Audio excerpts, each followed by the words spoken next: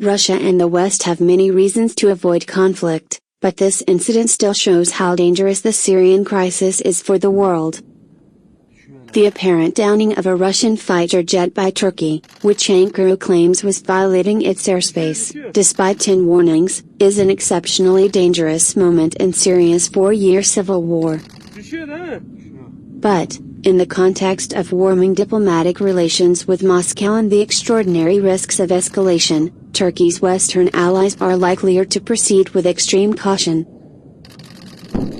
A crisis like this was almost inevitable. Turkey had complained of repeated airspace violations by Russian aircraft in early October, prompting NATO to issue a protest. Later that month, Turkey did indeed shoot down what, for one heart-stopping moment, seemed to have been a Russian fighter aircraft, but turned out to have been a probable Russian drone.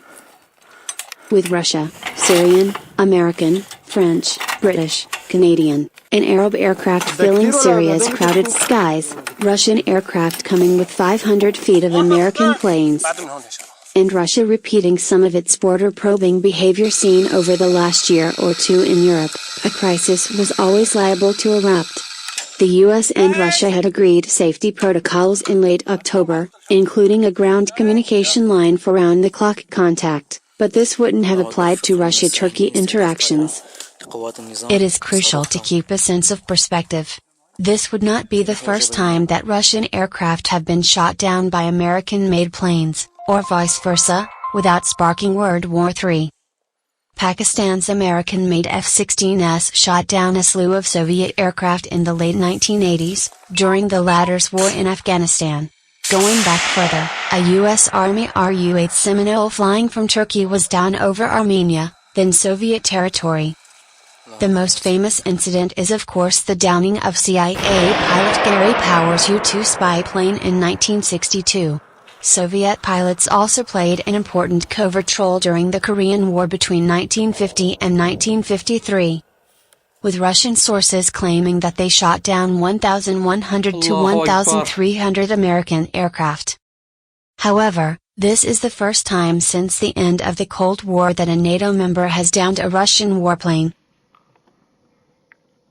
Although Turkey will insist that it was within its rights to shoot down a plane in its airspace, after the past month's repeated incidents, its alliance partners in NATO will want to focus on de-escalation. Relations between the West and Russia had thawed slightly, though it would be premature to speak of a rapprochement. In the aftermath of the Paris attacks, French President François Hollande announced his intention to meet Russian President Vladimir Putin with the intention of forming one big coalition. US President Barack Obama met with Putin himself with noticeably warmer body language, and the UN Security Council has passed a resolution sanctioning all necessary means to eradicate ISIL. Though, lacking in so-called Chapter 7 authority, this was largely a political gesture. Talks in Vienna have also resulted in modest progress towards a peace deal for Syria. While NATO will surely release another note of protest over the apparent intrusion into Turkish airspace, Turkey's Western allies will be wary of jeopardizing what they see as these diplomatic gains by pressuring Russia too strongly. What will Russia do now? Like any leader, Mr. Putin will be under pressure to respond.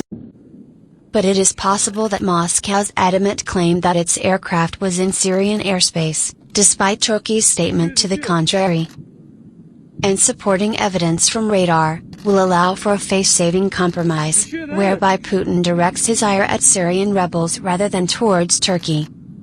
The Kremlin mouthpiece Russia Today has likewise insisted that the jet was brought down from the ground. Paradoxically, this might have a calming effect. Much will surely depend on the fate of Russia's two pilots, one of whom was reported to be in Turkmen hands while another, according to images circulated on social media, appears to have died. Turkey's government has close ties to Turkmen communities and rebels in northern Syria. Only yesterday Ankara had called for a UN Security Council meeting to discuss escalating Russian and Syrian attacks on Syrian Turkmen, and could, perhaps, use this long-standing leverage to secure the release of the pilots or their bodies. On the other hand, Turkey's President Recep Tayyip Erdoğan might well ask why he should lend such assistance to a country that continues to probe his airspace with impunity. Merely to shield a Syrian diplomatic process that he, one of Assad's bitterest opponents, views with skepticism. Moscow and Ankara are likely to avoid a spiral into conflict over this incident. But the underlying cause will remain, and such episodes will repeat themselves unless Russia realizes that brinksmanship on NATO's borders is a reckless, dangerous game.